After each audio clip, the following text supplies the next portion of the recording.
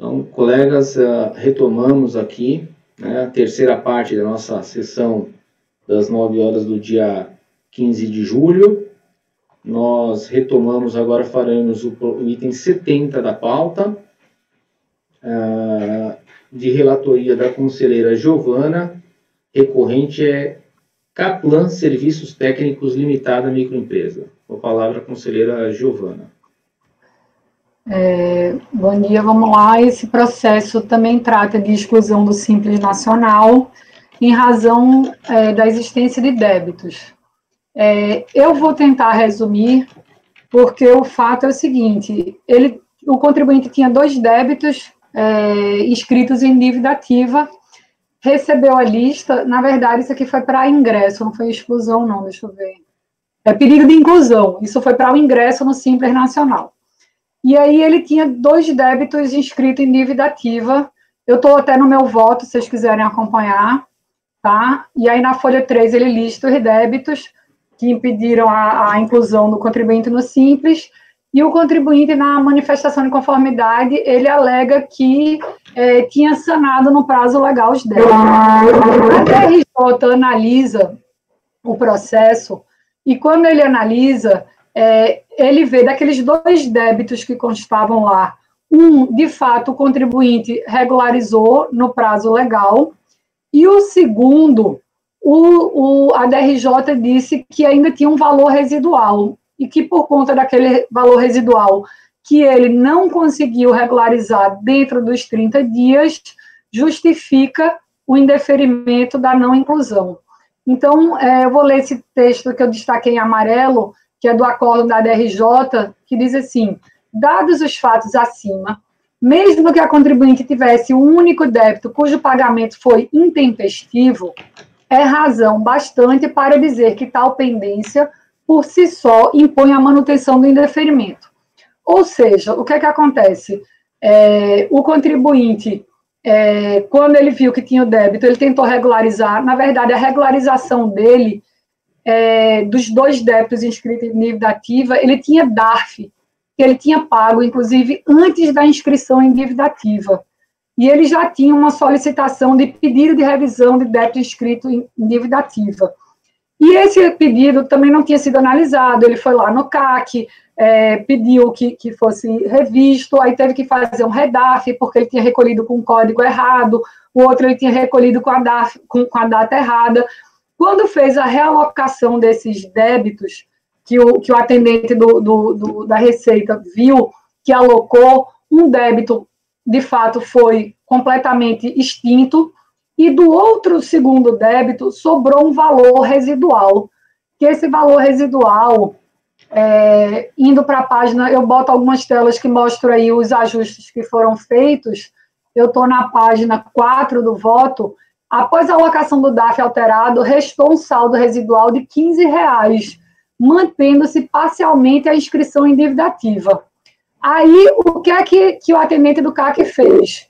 Segundo a declaração do contribuinte, fez o ajuste e deu um DARF para ele pagar, de R$15, dentro dos 30 dias que ele tinha para se regularizar. Ele vai e paga os R$15, certo? Então, acerca desse valor residual, a recorrente declara que não é verdade que o débito de 15 só veio a ser pago em setembro, sob o código tal. O mesmo foi devidamente quitado no dia 21 de janeiro, cuja guia foi emitida in loco pela própria Receita Federal por uma funcionária. Também foi emitido por um funcionário uma guia de 17 sobre juros sobre os R$15. O que é que aconteceu? De fato, no dia 21, quando foi feito o ajuste da inscrição, o contribuinte pagou R$15,52, que era o valor residual, que ele disse que a própria funcionária forneceu. Só que esses R$15 era o valor originário e faltava a multa e o juro. Quando você faz a alocação proporcional, tem aqui o DAF de arrecadação, na folha 5, vocês veem que na mesma data do ajuste, o contribuinte recolheu R$15,52 no dia 21 de janeiro, dentro do prazo para regularização. E aí, ele foi cobrado porque ficou um saldo residual de principal de R$ 8,00, mais multa e juros, que acrescido de multa e juros dava 17. Os R$ 8,00, que era o acréscimo moratório dos 15, depois de reajustado, ficou 17. E que ele veio pagar em setembro de 2016. Ele pagou depois, quando foi informado. Por conta deste valor residual, que é o resíduo do resíduo, considerou que o contribuinte tinha débito e não conseguiu se regularizar dentro do prazo de 30 dias. Então, o que aqui eu digo aqui no meu voto na folha 5? Pode-se supor, com grande probabilidade, que o atendente da Receita forneceu um DARF ao contribuinte para a regularização sem os devidos acréscimos legais. Em razão disto, restou ainda um resíduo do valor residual em consequência da imputação proporcional. Esse resíduo foi de R$ 8,04, de principal, acrescido de juros e multas totalizou 17. Esse valor foi pago no dia 19 de setembro de 2016, conforme tela abaixo. Em 21 de setembro, o CEORT emitiu despacho que informa que, em relação ao débito 1 em dívida, havia valor remanescente tendo sido liquidado no dia 19 de setembro. E, em relação ao débito 2, que eram os dois que impediam, o mesmo foi recolhido na época própria e estava liquidado via despacho. E aí eu coloco aqui o despacho do CEORT, que analisa isso, e aí ele ainda fala o seguinte: mediante o exposto, na data de 29 de janeiro de 2016, as duas inscrições estavam ativas. Estava ativa porque a Procuradoria não tinha atualizado o sistema dela para dar baixa de uma delas e ajustar a outra. Ainda teve essa questão da mora da Procuradoria em atualizar o sistema dela. Diante dos fatos expostos, verifica-se que, de início, o contribuinte possuía 2 débitos em aberto, tendo em vista recolhimentos com erro de preenchimento de DARF e insuficiência de valor referente aos acréscimos moratórios. Ciente dos débitos, percebe-se um esforço do contribuinte em sua regularização, no sentido de retificar os DARFs e procurar a Receita para que as inscrições fossem revistas na Procuradoria através do pedido de revisão de débito inscrito em dívida ativa da União. Após adotar os procedimentos supracitados, recebeu informação de que um saldo residual de 15,52, o qual buscou regularizar na mesma data em que foram feitas as alocações do DARF. Entretanto, o valor residual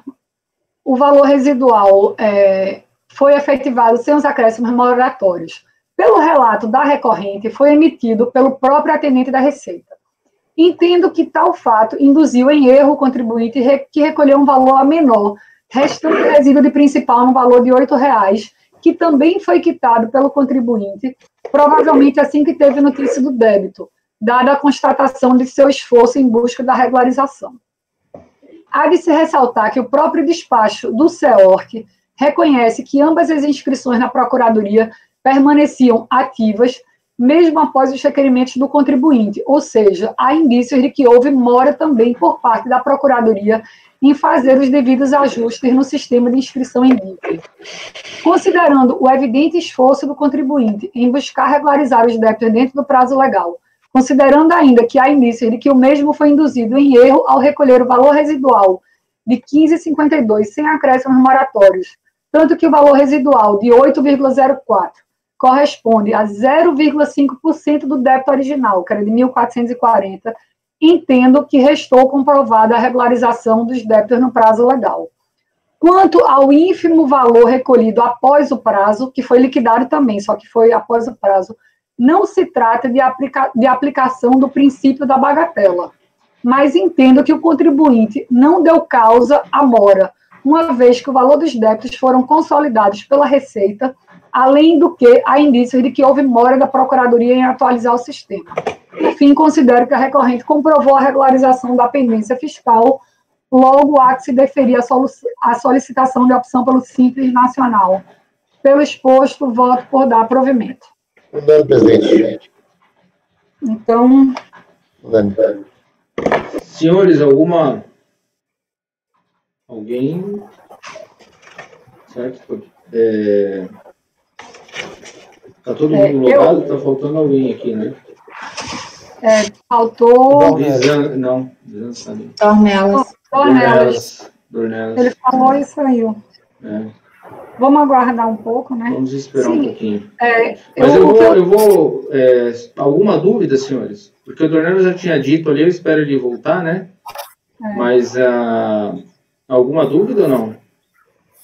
O que eu queria deixar claro, que a gente discutiu, acho que na sessão passada, não é que eu estou aplicando o princípio da bagatela, porque o valor é pequenininho, que ficou em aberto, porque a gente vai chegar no valor que é bagatela, o que é pequeno.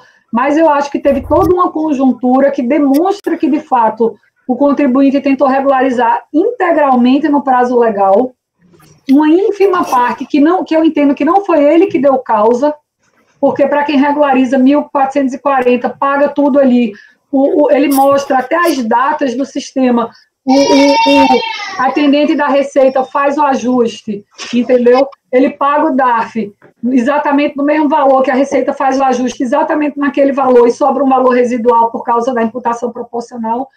E quando ele tem ciência, ele recolhe a diferença, então eu entendo que realmente ele não deu causa àquele pagamento. Joana, só um pouquinho. Eu acho que pelo menos para mim aqui, a imagem da Bianca está congelada. Eu tô aqui. Dá uma atualizadinha que está cinza ali. Não sei se para todo mundo está a mesma coisa. Está cinza isso.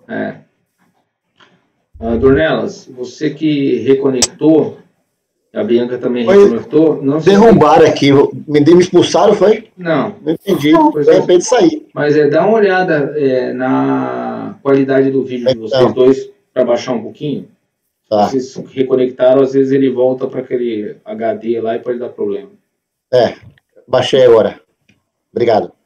Bom, senhores, assim, ante ao voto da conselheira Giovana, os esclarecimentos já prestados por ela, alguém tem alguma dúvida ou podemos prosseguir no julgamento?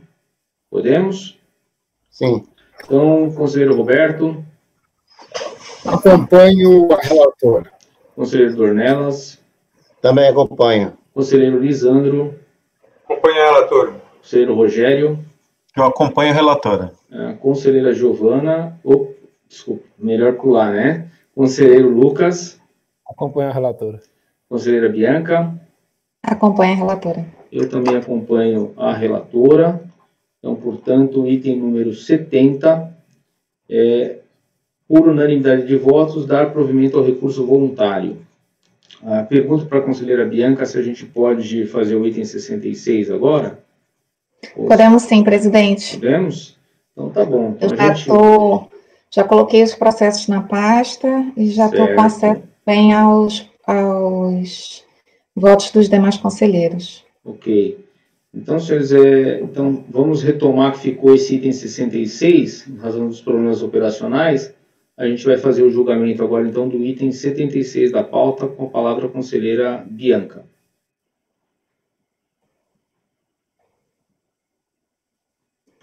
66, né, presidente? Isso.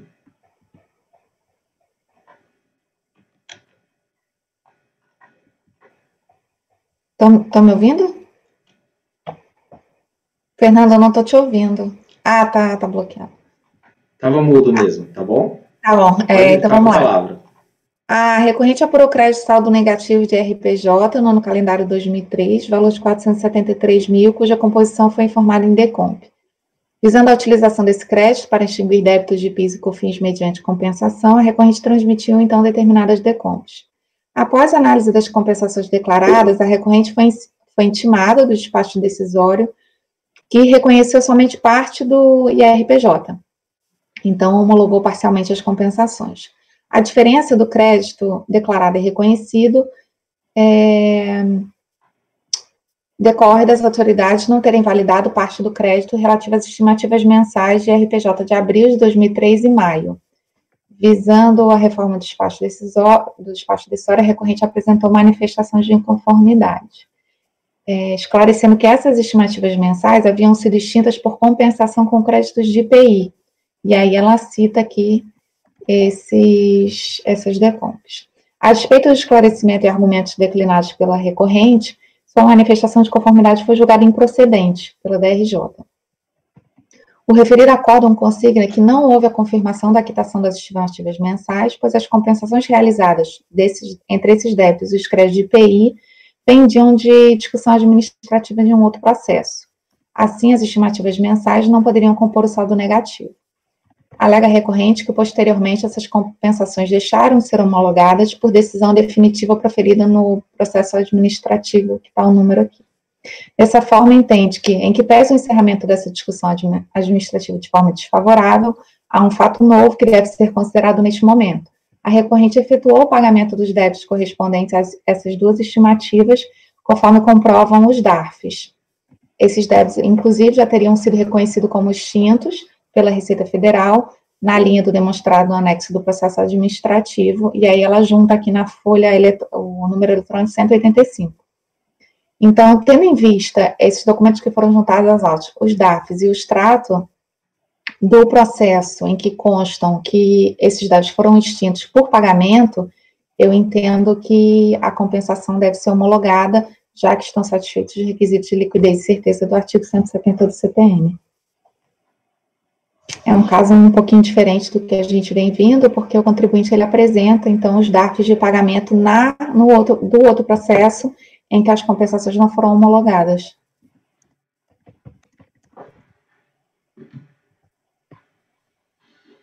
Debate, senhores. Não, tranquilo.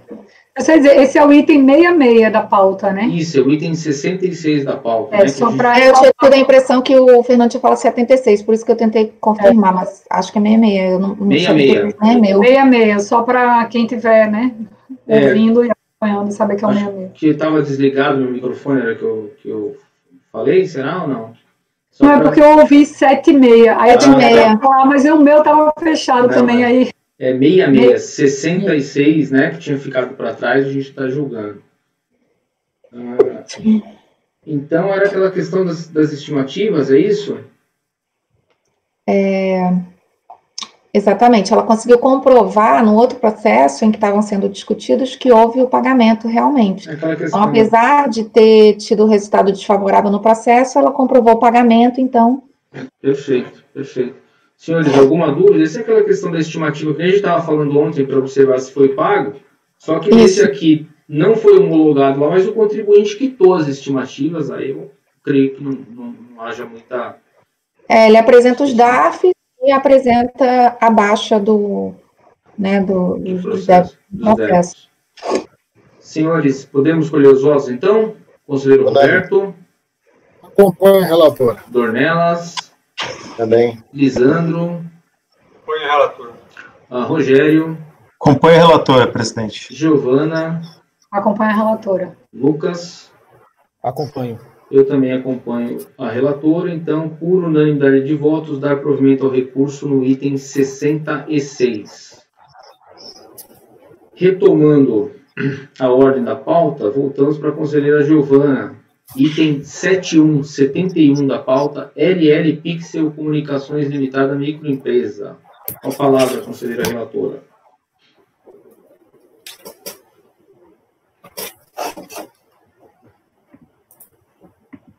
Se vocês quiserem me acompanhar já diretamente no voto, vai ficar mais fácil. Na verdade, o caso aqui é exclusão também da sistemática do Simples, em razão de atividade vedada. O ADE trouxe a descrição da situação excludente, né, que seria outras atividades relacionadas à produção de fitas e vídeos. E aí tem a fundamentação legal, que eu vou pedir licença para não ler, e na impugnação ele alegou que a atividade que ele executava não se enquadrava exatamente ali no inciso 13 do artigo 9º, que ele executava trabalhos acessórios de produção de filme e vídeo, que a atividade executada se limitava a artes gráficas, a atividade meio, e não o filme ou vídeo final, que é responsabilidade da produtora, agência ou veículo. Também alegou que não estava enquadrada nas atividades impeditivas assemelhadas do artigo 9º, inciso 13, porque não era atividade que dependesse de habilitação profissional. A DRJ manteve a exclusão dizendo que a atividade de produtor de filme impossibilitava a adesão e que isso estava lá no contrato social da empresa. Tá? Eu vou pedir aqui licença para não ler também o trecho da acórdão da DRJ que eu transcrevi. Inconformado com a decisão, o sujeito passivo apresentou recurso voluntário, através do qual argumenta en passant que não poderia ter sido excluído do simples, pois a interpretação do artigo 9º, inciso 13 da lei, não aduz que as atividades desenvolvidas por ele, atividade meio de artes gráficas, estariam relacionadas a atividades fins de produção de filmes e fitas de vídeo. Eu queria acrescentar aqui também que a DRJ fala que ele poderia ter trazido contratos de prestação de serviço para esclarecer a atividade que ele desenvolvia, e ele não trouxe nada. Apesar da recorrente reafirmar que desenvolvia tão somente a atividade meio de artes gráficas, não trouxe qualquer documento para provar o alegado. A decisão recorrida cita que podiam ter sido apresentadas notas fiscais e contratos, entretanto, a contribuinte nada trouxe. O documento que baseou o ato de exclusão foi o contrato social elaborado pelo próprio contribuinte, e aí eu mostro o contrato social. Não há nos autos qualquer outro documento que contraponha o contrato social, e a recorrente não trouxe nenhum novo documento que infirme aquilo que ela mesma informou à junta comercial. Então, eu não acolho esse argumento da recorrente, e ela apresenta um segundo argumento, que é o que ela mais desenvolve, na realidade, de que a Lei Complementar 103, no seu artigo 17, lá, parágrafo 1º, consagrou a atividade por ela desenvolvida, incluindo na sistemática do Simples, e aí ele pede a aplicação retroativa. Em relação a essa aplicação retroativa, eu aplico a súmula CARF 81, que é vedada a aplicação retroativa de lei que admite atividade anteriormente impeditiva ao ingresso na sistemática do Simples. A súmula deixa claro que não é possível a aplicação retroativa da Lei Complementar 123, por admitir atividade anteriormente vedada. Então, eu estou rejeitando esse segundo argumento, e a recorrente ainda questiona a retroatividade do ato declaratório de exclusão, que é de agosto de 2003, e impõe efeitos a partir de janeiro de 2002.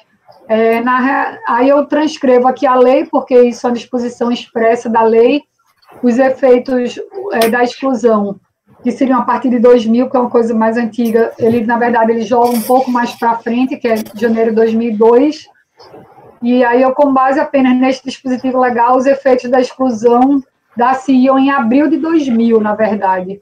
Todavia, as instruções normativas vigentes à época, por uma questão de segurança jurídica, deslocaram esse prazo um pouco mais para frente. E aí eu transcrevo os artigos da IN. Dessa forma, resta correta a exclusão da recorrente a partir de janeiro de 2002. Isto posto, eu voto por conhecer do recurso e, no mérito, por negar-lhe provimento. Fernando, já começou? Já começou? Sim. Eu queria... Esse voto não vai de encontro à súmula 134, não, que parece que o que motivou a exclusão, o que motivou lá foi exatamente a existência do contrato social de atividade vedada. Apenas existir a questão no contrato social. Então, isso aí tem a súmula que a gente, 134. Donelas, eu tive essa mesma dúvida quando eu vi a súmula 81, eu também vi a súmula 134, e eu posso afirmar para vocês que a razão da exclusão se baseou tão somente no contrato social. A fiscalização, ela não faz provas por outro contrato, só que na época a súmula não era vigente, entendeu? Então, assim, a DRJ deu oportunidade para ele mostrar qual era a atividade que ele fazia, e aí ele não fez, eu terminei, e como na defesa dele ele não alega, até porque o recurso voluntário dele, eu acho que inclusive é anterior à súmula, então ele não argue isso, ele insiste muito em que a atividade que o impediu de entrar, que era aquela que estava definida no contrato social, passou a ser permitida a partir da Lei Complementar 123. Tá, mas de todo jeito, como a matéria está em discussão, acho que nós somos obrigados a aplicar essa súmula, entendeu? A matéria está em discussão ainda, que é a questão da exclusão do simples, né? Qual é o número da súmula, Daniel? 134. A simples existência do contrato social de atividade vedada ao Simples Federal não resulta na exclusão do contribuinte, sendo necessário que a fiscalização comprove a efetiva execução de tal atividade. A minha dúvida, sabe o que é, Dornelas? É que no recurso voluntário, ele não insiste mais que ele não desenvolvia aquela atividade. Aí eu fiquei na dúvida se de fato ele desenvolvia ou não, ou pelo fato da Lei Complementar 123 admitir a atividade de produção de vídeo e de filme, se ele não já teria meio que assim, não vou mais discutir com a administração o que é que eu de fato faço ou não, mas eu vou argumentar que a Lei Complementar passou a admitir essa atividade. Então, eu fiquei na dúvida de aplicar a súmula 134, porque ele também não afirma categoricamente que não desenvolvia aquilo ali. Deixa eu ver aqui no recurso dele. O primeiro argumento, ele ainda diz... Ele diz, en passant, que não poderia ter sido excluída porque as atividades dele eram atividade gráfica. Entendi. Mas, de todo jeito, Giovana, eu entendo que o problema aí está na origem. E o que busca essa súmula é exatamente questionar essa origem. Se a gente se basear só assim... se o auto de infração ele deveria ter mostrado que ele desenvolve aquela atividade... seria caso de aplicar a súmula 134, porque a autoridade fiscal não demonstrou que ele fazia produção de filme. Não tem nenhuma nota fiscal, nenhum contrato mostrando que ele desenvolvia aquela atividade. E o contribuinte também não prova o contrário. Então, assim... Giovana, durante o processo, o contribuinte em nenhum momento afirma que não exercia essa atividade? Ele o tempo todo afirma que não exercia. Na manifestação de inconformidade é toda baseada dizendo, olha, eu fazia artes gráficas, não tem nada a ver com produção de vídeo e filme, o meu é atividade meio, não é atividade fim do filme, inclusive não é atividade que exige regulamentação profissional, entendeu? Ele diz isso. Quando chega no recurso voluntário, ele é como, depois da Lei Complementar 123, é como se ele já desistisse. Já que a Lei Complementar 123 admite, eu vou usar esse outro argumento. Mas o que eu tenho dúvida é assim, se ele tivesse... eu acho que ele, pelo menos na manifestação de inconformidade dele, me parece que ele deixa claro que ele não pratica aquela atividade. Se ele tivesse dito, olha, eu pratico aquela atividade, e agora a Lei Complementar, o Simples Nacional não permite, agora permite isso, então eu tenho direito no Simples Federal, aí tudo bem, é uma confissão dele. Isso. Mas me parece que no recurso voluntário, ele vem e diz assim, bom, já que não adianta eu dizer que não fazia, que eu já disse e ninguém levou em consideração, eu vou falar agora aqui, então, que a Lei Complementar 123, já que ela deixa, se aplica retroativamente. Mas acho que em nenhum momento ele reconhece que ele praticava aquela atividade vedada. Não sei. Mais que não seja no âmbito do recurso. Pois não. Eu concordo. Se vocês quiserem, eu concordo em alterar meu voto e aplicar a súmula 134, até porque eu tive essa dúvida. Presidente, eu trabalhei um tempo com essas exclusões do Simples Federal. E um entendimento que se tinha é que a mera previsão no contrato do exercício de uma atividade não era motivo para excluir do Simples. Era preciso que o contribuinte efetivamente a exercesse. E eu me lembro, na época, que os colegas que faziam representação para a exclusão do Simples, eles normalmente instruíam essa representação com cópia de nota fiscal, de contrato, de pedido, enfim, com algum documento que pudesse demonstrar o efetivo exercício da atividade. Civex, porque para o contribuinte fazer uma prova... Como? Civex, não era isso? O Civex, exatamente. Porque para o contribuinte fazer uma prova negativa é um pouco complicado nesse caso, né? Então, caberia aí, no caso da fiscalização, apresentar alguma nota fiscal, algum contrato que indicasse o exercício de atividade vedada. Veja, eu concordo aqui em alterar o meu voto, porque, de fato, o ato de exclusão se baseou tão somente no contrato social. E aí eu aplicaria a súmula 134, como sugeriu Dornelas. Então, eu estou mudando o meu voto para dar provimento ao recurso e aplicar a súmula 134. Ok. Senhores, alguma dúvida? Não sei, o Lisandro ali está... Ok, tranquilo? Tranquilo? Então, podemos colher os votos? Conselheiro Roberto? Acompanhe o relator. Certo. Deve ser unânime, né, presidente? Porque senão perde mandato, né? Agora sim. A não ser... Agora ficou claro o contexto, né? Agora a gente está o contexto, não tem como você discordar disso aí. Acompanha. Eu acompanho a relatora. Conselheiro Lisandro. Acompanha a relatora. Conselheiro Rogério. Correlatora. Conselheiro Lucas. Acompanho a relatora. Conselheira Bianca. Acompanho a relatora. Eu também acompanho a relatora. Então, por unanimidade de votos, dar provimento ao recurso voluntário no item 71. Na sequência, a gente vai para o item 72, recorrente telhadão da pedra, materiais de construção limitado. De novo, a relatoria da conselheira Giovana. Só um momento que eu estava só anotando aqui o resultado. Vamos lá, o 72. Item 72. Trata também de exclusão do contribuinte da sistemática do Simples Nacional em razão da existência de débitos em aberto, tá?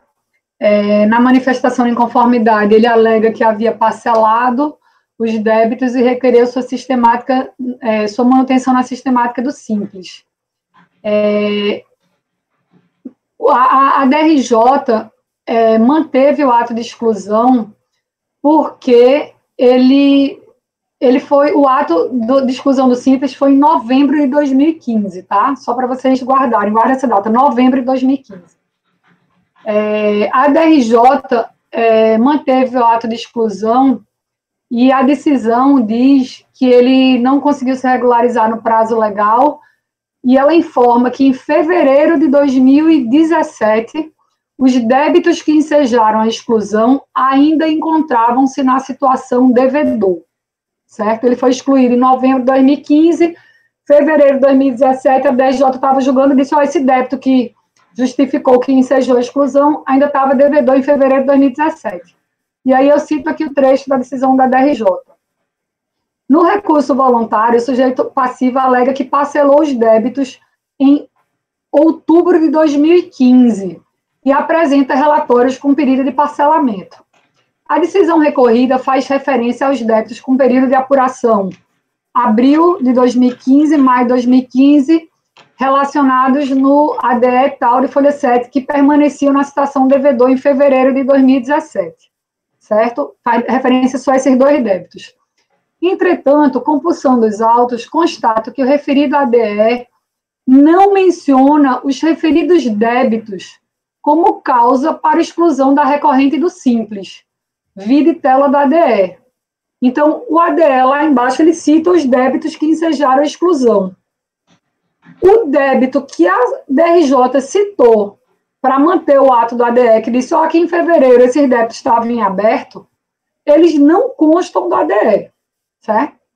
Então, os débitos que estavam na situação devedor são aqueles com período de apuração abrangidos entre 6 de 2014 a 12 de 2014, não tendo sido citados os débitos com período de apuração em abril de 2015 e maio de 2015. Nesse sentido, o ADE não poderia ter sido ratificado pelo colegiado ACOR em razão de débitos em aberto não listados em seu anexo único, além do que a consulta foi efetivada em 10 de fevereiro de 2017, ou seja, na data em que o ADE foi expedido, o contribuinte poderia estar regular ou ter se regularizado dentro do prazo legal de 30 dias e só posteriormente ter ficado inadimplente novamente. Tal situação hipotética poderia ensejar um novo ato de exclusão, mas não poderia ser fundamento para a manutenção do ADE, ora atacado, consoante artigo 4 do próprio ADE. E aí eu transcrevo um trechinho do ADE, e eu vou ler só aqui o artigo 4, que ele diz: torna-se sem efeito a exclusão caso a totalidade dos débitos da pessoa jurídica seja regularizada no prazo de 30 dias, contado da ciência, ressalvada a possibilidade de emissão de novo ADE devido a outras pendências porventura identificadas. Com efeito, a existência de novos débitos não listados no ADE daria o ensejo à emissão de um novo ADE, e não implicado a ratificação do ADE anterior, fundamentado em débitos que não estariam devedores ou que foram regularizados. Entender de forma contrária seria emitir um cheque em branco a favor da administração e qualquer novo débito ensejaria a exclusão do contribuinte sem que o mesmo tivesse a oportunidade de regularizá-lo. Quanto ao argumento da recorrente, também há de ser acolhido, uma vez que não só os débitos listados no ADE encontravam-se parcelados na data da ciência do ADE, que foi em novembro de 2015, como também encontravam-se parcelados os débitos citados na decisão recorrida como impeditivos para a manutenção do contribuinte, que é o de abril de 2015 e maio, conforme telas do parcelamento anexadas pelo contribuinte. Então, o contribuinte anexa os pedidos de parcelamento dele, tem aí um pedido de parcelamento em outubro de 2015 e que ficou vigente até outubro de 2016, quando ele deve ter migrado para um outro parcelamento aqui. Esse parcelamento de outubro de 2015 está citado aqui abaixo. Os débitos que impediram, que ensejaram a exclusão dele, são esses destacados aqui em vermelho, na folha 5. Os débitos citados na decisão da RJ, que ele disse para manter o ADE, são esses dois em azul, tá? Então, mostra-se procedente o argumento da recorrente de que os débitos citados na decisão recorrida encontravam-se devidamente parcelados, destaques em azul, bem como encontravam-se parcelados os débitos constantes do anexo único do ADE, destaques em vermelho, ou seja, estavam todos com sua exigibilidade suspensa no dia da emissão do ADE, que foi 11 de 11 de 2015, bem como no prazo de 30 dias em que o sujeito passivo teria para regularizar o débito. Sendo assim, mostram-se inverídicos os fatos que deram ensejo ao ADE número tal, razão pela qual deve ser considerado nulo, não produzindo qualquer efeito. Isto posto, voto por conhecer do recurso e, no mérito, dar-lhe provimento. Eu queria só fazer um esclarecimento para vocês, o seguinte: houve um ADE que o excluiu do Simples. No meu entendimento, o contribuinte provou que, na data da emissão do ADE, aqueles débitos que ensejaram a exclusão estavam parcelados, ainda que posteriormente ele possa ter ficado devedor novamente, inclusive de outros débitos que foram citados pela DRJ numa consulta realizada em fevereiro de 2017. A minha conclusão é, aquele ADE, naquela data que foi emitido, existia aquela irregularidade? Eu vi que não existia. E aquela verificação posterior de outros débitos é como se fosse dar um cheque em branco para a administração. Eu boto um ADE lá, não, aquele débito não existia mais, mas no dia que eu estou fazendo o julgamento eu vejo que o contribuinte está devedor, então ele teria que ter sido excluído do Simples. Eu realmente não consigo aceitar. Estou aqui aberta para esclarecimentos, porque também não é uma coisa assim muito clara. Ok, conselheira Giovana, obrigado. Senhores, dúvidas? Presidente, não tem dúvida. Eu só vou fazer uma pequena ponderação, se você me permitir. Quando se estuda direito administrativo, você vê lá aqueles requisitos de validade do ato administrativo: competência, forma, motivo, finalidade e objeto. Né? Ora, o motivo é o fato que leva à prática do ato administrativo. Esse fato é óbvio que tem que ser anterior ao ato. Você não pode praticar um ato hoje por um motivo que vai ocorrer dali a 3 ou 4 meses. É exatamente essa situação, me parece, que nós discutimos aqui. Quer dizer, o motivo é o débito. Ora, o débito tem que ser anterior ao ato administrativo, ao ato de exclusão. No caso aqui, o débito é posterior, então não tem como manter, não tem como reconhecer como válido esse ato. Eu acompanho a relatora. Certo. Também acompanho, presidente. O senhor Ernesto acompanha. Conselheiro Lisandro. Acompanho a relatora. Conselheiro Rogério. Acompanho a relatora. Conselheiro Lucas. Acompanho também. Conselheira Bianca. Acompanho a relatora. Eu também acompanho a relatora. Então, o item número 72 da pauta. É isso, né? 72. Por unanimidade de votos, dar provimento ao recurso voluntário. Na sequência, senhores, nós temos os processos de itens 73 a 78, todos de relatoria do conselheiro Ricardo Barbosa, né, que foi transferido de colegiado, então os autos foram todos retirados de pauta, conforme, inclusive, já indicado no sítio do CARF.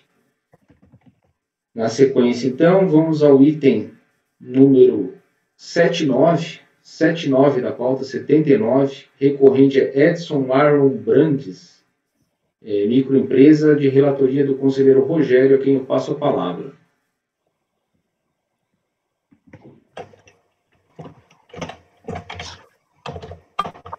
Prezados conselheiros, item 79, Edson. Eu coloquei à disposição os votos na pasta para que todos possam acompanhar.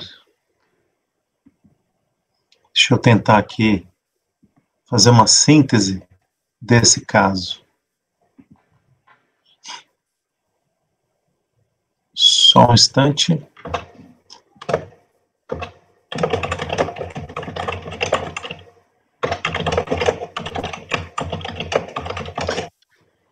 Pois bem, trata-se de uma discussão do Simples, né? A discussão aqui é atividade vedada. Tá? A descrição dos fatos é a seguinte: a empresa desenquadrada do Simples foi desenquadrada do Simples a partir de 1 de 2002, tá? Pois supostamente ela teria efetuado atividade vedada pela legislação do Simples. A atividade vedada, neste caso, seria de locação de mão de obra, tá? Essa atividade, então, seria vedada, locação de mão de obra, no período em que ela prestou serviços de embalagens nas dependências das empresas Hering e Sulfabril, né? Hering e Sulfabril retiveram o INSS de 11%, aquele que é relativo à cessão de mão de obra, né? A DRJ considerou que a prestação de serviços nas dependências das contratantes, de acordo com a Lei 8.212, é cessão de mão de obra ou colocação de mão de obra. Assim, portanto, seria uma atividade vedada, tá? A recorrente, ela alega que, em verdade, ela teria prestado serviços de embalagens, né, serviços de embalagens nas dependências do contratante, mas não locou mão de obra, né? Ela diz, então, que é serviço de embalagem, prestação de serviço, e não locação de mão de obra. Sendo ainda que a prestação, segundo a recorrente, foi uma prestação de serviço nas dependências, foi temporária, essa prestação de serviço, né? Eu analisei os autos, né, e aí sustento em meu voto, vocês podem checar. A empresa, ela prestou o serviço de embalagem para a Hering Sufabril, de fato, né, nas dependências das contratantes, e foi retido 11% de INSS, ou de contribuição previdenciária, a título de cessão de mão de obra. A meu ver, a recorrente não comprovou, né, que não atuou com cessão de mão de obra ou locação de mão de obra.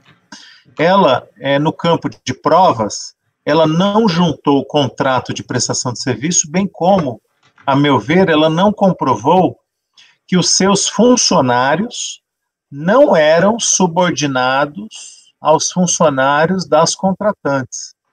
Ela alega que os serviços foram temporários e que o serviço de embalagem não faz parte da atividade fim. A meu ver, esses argumentos não eximem a recorrente da questão da cessão da mão de obra, do serviço contínuo, né? Para mim, o serviço contínuo, nesse caso, né, a continuidade e a subordinação, né, esses requisitos, né, e face à inexistência de prova, né, então ela não comprovou que não existiu a cessão de mão de obra. Por isso, a meu ver, foi acertada a decisão de exclusão e a decisão da DRJ que manteve a exclusão, que, a meu ver, esse serviço, então, há uma vedação para locação e cessão de mão de obra. Então, eu voto pela improcedência do recurso voluntário, face à inexistência de provas que atestassem que seria um serviço de embalagem e não cessão de mão de obra, e a cessão de mão de obra tanto foi assim tratada que houve a retenção de 11% de contribuição previdenciária por parte dos contratantes. Então, essa é a síntese do meu voto pela improcedência do recurso voluntário. Ok, obrigado, conselheiro Rogério. Debates, dúvidas? Presidente, eu já vou antecipar o meu voto, eu acompanho o relator, e tudo indica que isso é a terceirização. Que era incompatível com o Simples Federal.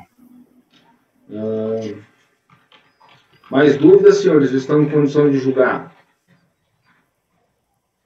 Podemos julgar, então?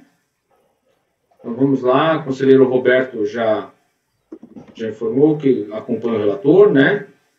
Conselheiro Dornelas. Acompanha o relator. Conselheiro Lisandro. Acompanha o relator. Conselheiro Lucas. Giovana, né? Giovana. Acompanha o relator. Conselheiro Lucas. Também acompanho, porque está comprovado com a retenção na fonte, né? Que de fato acontece a atividade. Conselheira Bianca. Acompanha o relator. Eu também acompanho o relator. Então, o item 79 da pauta, por unanimidade de votos, negar provimento ao recurso voluntário. Conselheiro Rogério, agora é o item 80 da pauta, recorrente é Metalkit Comércio e Indústria Limitada, EBP. Eu passo a palavra para o conselheiro Rogério. Obrigado, presidente. Nesse caso da Metalkit, temos também diante para análise uma exclusão do Simples, também, a matéria relativa ao Simples. Neste caso, a empresa foi desenquadrada do regime do Simples por haver débitos tributários não regularizados. Débitos não regularizados. Na impugnação, a empresa alega que não foi devidamente informada de qual número do processo administrativo e que a falta de pagamento de tributos não é motivo para exclusão do Simples, né? Ela, na realidade, ela só para fazer uma parte, ela quando recebeu o ADE, ela disse que ela entende, né, que aquele ADE não seria um auto de infração, né? Ela acha que teria que ter sido um auto de infração e era um ADE, por isso ela impugnou, e ela disse o seguinte também: não pode se excluir, né, do Simples por falta de pagamento se os débitos são declarados pelo próprio contribuinte, né? Então, essa é a síntese do entendimento. A DRJ, ela concluiu que a empresa confundiu ADE com auto de infração e fundamentou, com base no artigo 17 da Lei Complementar 123 de 2006, que os débitos em aberto são motivo para exclusão do Simples, porque há aquele prazo para regularização dos débitos em aberto, né? Por isso, a ADE é emitido e há um prazo para regularização. Por esses motivos, a DRJ julgou improcedente a manifestação de conformidade, tá? Ela então tinha débitos não regularizados, e aí houve a manifestação de conformidade e ela julgou improcedente. No recurso voluntário, foi alegado o seguinte: ofensa ao princípio da ampla defesa, pois os débitos em aberto que motivaram a exclusão do Simples foram confessados e declarados pelo próprio contribuinte, ele diz, né? Então, se a declaração é feita pelo próprio contribuinte, ele se insurge contra o motivo da falta de pagamento, né?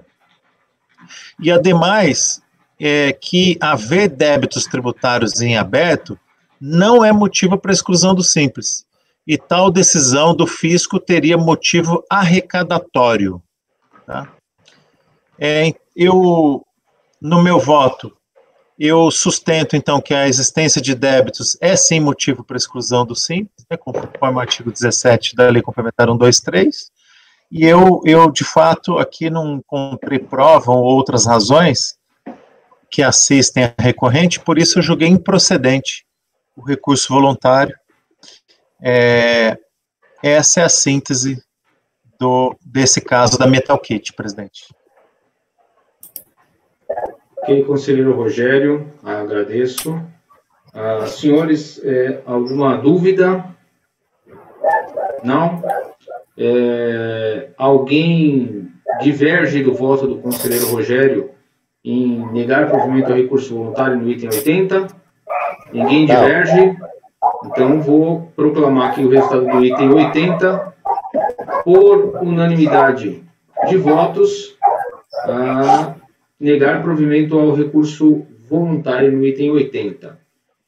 Temos mais um processo, a gente volta um pouquinho antes para o meio-dia, tranquilo, esse também 81, Rogério? Podemos julgar, sim. Então vamos lá, daí a gente vence a pauta agora da manhã. Isso aí. Vamos lá, conselheiro Rogério, por favor. Perfeito. O recorrente, então, nesse item é Chaduca, Praia Grande Limitada, EPP. A discussão também é o Simples, mas o motivo aqui é excesso de faturamento. Tá? Esse é o tema. A empresa foi desenquadrada do Simples, pois no ano de 2014 extrapolou a receita bruta de 3.600.000. Ela extrapolou em 20%, tá? Então, houve um excesso de faturamento e ela extrapolou isso ao ano de 2014. A comunicação obrigatória, né? A comunicação obrigatória, que é o DAS, né? Do excesso de faturamento, ocorreu em 2/4/2015, né?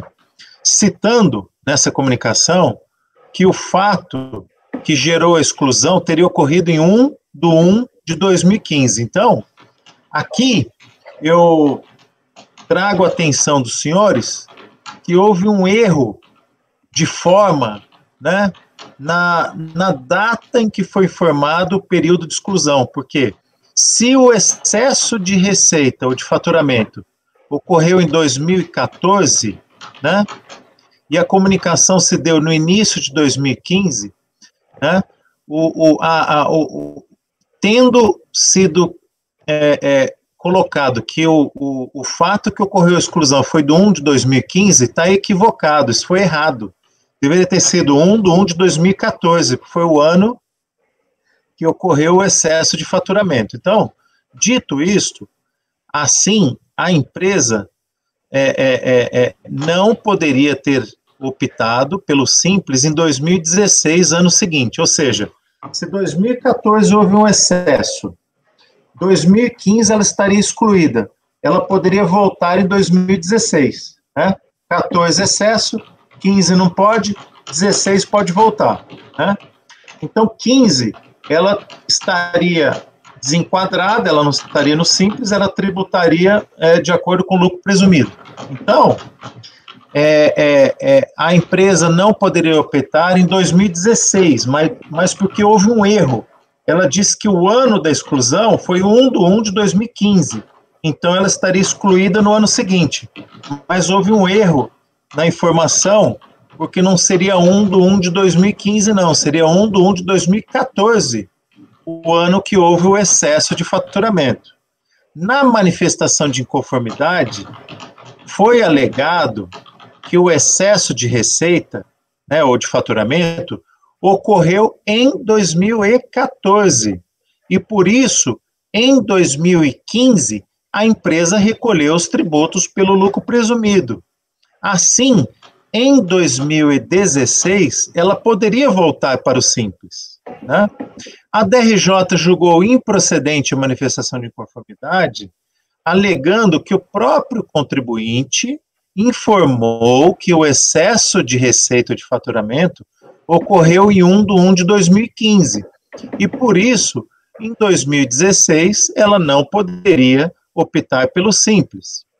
No recurso voluntário, foi alegado, novamente, que o excesso ocorreu em 14, não 15, e que o período, que o pedido pelo ingresso no Simples ocorreu dentro do prazo e, por isso, 2016 ela poderia estar no Simples. Eu, analisando, então, esses fatos e o conteúdo probatório dos autos, eu estou julgando procedente o recurso voluntário, porque, para mim, pelos documentos acostados nos autos, de fato, eu vejo que o excesso de faturamento de receita ocorreu em 2014, sendo que a comunicação de 1/1 de 2015 foi errada. Houve um erro de forma, mas foi sanada com o DAS, que é o documento de arrecadação do Simples de dezembro de 2014, onde foi demonstrado que o excesso de receita ocorreu em 2014, folhas 22. Então, a comunicação obrigatória efetuada pelo contribuinte em relação ao excesso de receita foi preenchida incorretamente, mas o erro formal, para mim, está evidente, e ele foi sanado. Então, eu estou dando provimento, estou julgando procedente o recurso voluntário neste caso. Senhores, dúvidas, debates? Eu estava acompanhando aqui, lendo o voto, conselheiro Rogério, eu fiquei com uma dúvida, porque tem duas alegações, né? A questão do excesso de receita, que teria colocado no ano errado, eu concordo que foi o faturamento que excedeu foi no ano calendário 2014, 2015 ele lucro presumido, ok, 2016 ele poderia voltar. Mas eu não vi aqui no seu voto que tem um segundo argumento da DRJ, que ele teria pedido, fora do prazo, a inclusão no Simples para o ano calendário 2016, que teria até o dia 29 de janeiro de 2016 para pedir a inclusão. E aí ele diz que foi no dia 28, aí procurou uma agência do Correio, eu não vi se isso foi... Eu coloco no meu voto, né? Coloco no meu voto, então, que a recorrente fez a solicitação para inclusão no Simples no dia 5/2 de 2016, ou seja, 5 dias após o prazo fatal. Ela alegou e demonstrou que a sua solicitação, dentro do prazo, não foi possível, pois não foi processada pelo sistema. É o documento número 3 do recurso voluntário, né? E eu entendi que deve prevalecer o argumento da recorrente e, por sua vez, deve ser reformada a decisão da RJ no sentido de declarar válida a opção pelo Simples para o ano de 2016. Então, quer dizer que... Qual a prova que ele trouxe que ele tentou fazer dia 28/1? Desculpa, Rogério. Eu vou pegar aqui nos autos, mas é o documento número 3 do recurso voluntário. Só um instante.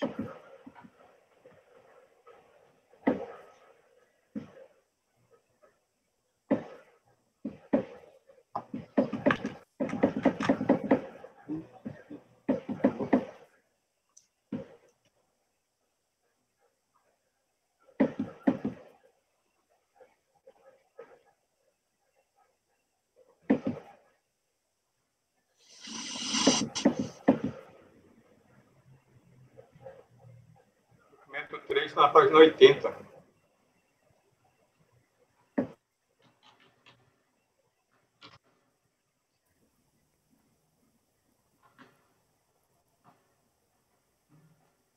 Eu já estou aqui no recurso voluntário.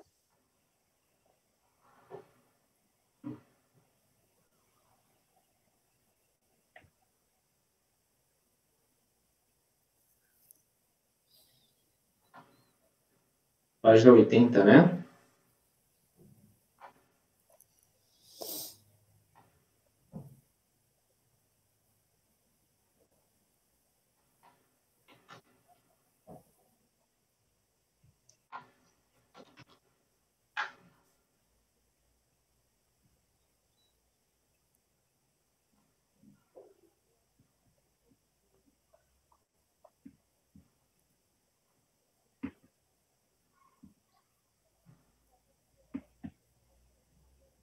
Acho que entendi aqui. Como o processamento da exclusão dele, ele colocou com efeito 2015 para impedi-lo de entrar em 2016, ele tentou fazer pelo sistema e recebeu a mensagem de que essa pessoa jurídica foi excluída do Simples Nacional por um motivo que a impede de optar no ano calendário. Então, ele não conseguiu fazer pelo sistema. Tentou no dia 28... É o 79, né? É o 70, é 79, né? Isso porque o sistema não estaria deixando ela voltar ao Simples em 16, justamente pelo erro de forma que foi a informação de 2015, mas a exclusão dela foi em 14, ela poderia voltar em 16. É isso aí, Fernando. Não, qual é? E ela correto, tributou... ele tenta pelo sistema, não consegue... E logo, alguns dias após, ele vai com um formulário para poder conseguir, tá? Tá. No seu você colocou DOC 3 ali, eu colocaria DOC 2. DOC 2, né? É o DOC 2/3, né? Porque ele tentou no sistema, conseguiu e apresentou um formulário... 79,80, colocar, de repente, até 79,80. Eu vou colocar as páginas também, então. Aí eu, tranquilo. Senhores, alguma dúvida? Não? Podemos ir para o julgamento, então? Podemos. Acompanhe o relator. Certo, conselheiro Dornelas. Também acompanho o relator. Conselheiro... Agora é conselheiro Giovana. Não, Lisandro. Está lá na ponta. Estou olhando lá em cima. Obrigado, conselheiro Lisandro. Conselheira Giovana. Acompanha o relator. Conselheiro Lucas. Acompanho o relator. Conselheira Bianca. Acompanho o relator também. Eu também acompanho o relator. Portanto, o item 81 da pauta, por unanimidade de votos, dar provimento ao recurso voluntário, julgado. Senhores, então encerramos agora a sessão das 9 horas do dia 15/7. Vamos encerrar aqui a gravação. Eu peço para a Val que interrompa, por gentileza.